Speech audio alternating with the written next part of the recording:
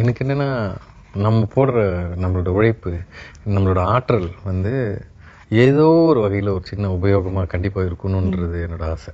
Entertain பண்ணுறது அப்போ அது மீனிங்ஃபுல் இல்லையான்னு கேட்டால் அது மீனிங்ஃபுல் தான். ரொம்ப ஸ்ட்ரெஸ்ஸாக இருக்கும்போது கண்டிப்பாக ஒரு என்டர்டெயின்மெண்ட்டு தான் நமக்கு தேவைப்படுது. பட் என்னோட சாய்ஸ் என்ன வந்ததுன்னா, இல்லை ஏதோ இன்னும் கூட ஏதாவது பண்ணணும் தோணுச்சு. அப்போது எனக்கு ஒரு இஷ்யூ எடுக்கணும்னு தோணுச்சு. கொஞ்சம் அதிகமாக அட்ரஸ் அதிகமாக பேசப்படாத ஒரு விஷயம் பேசணும்னு தோணும்போது, இந்த ஜாதி ரீதியாக மக்களை பிரித்து வைக்கிறது ரொம்ப எனக்கு பிடிக்கல. ரொம்ப வருத்தத்துக்குரிய ஒரு விஷயம் இல்லையா? ஒரு குழந்தை பிறந்த உடனே நீ இவன், நீ அவன், நீ இப்படிதான் அப்படின்னு ஆல்ரெடி ஒரு லேபிள். அந்த குழந்தை ஒன்றுமே தெரியாது, அப்பயே ஒரு லேபிள்டு. நீ இந்த அளவுக்கு தகுந்தவன், நீ இந்த அளவுக்கு தகுந்தவன் அப்படின்ட்டு. நீ யார் அது அவனை முத்திர குத்த? அப்போ அது பெரிய கோபம் இருக்கு. ஸோ கடைசி வரைக்கும் ஒரு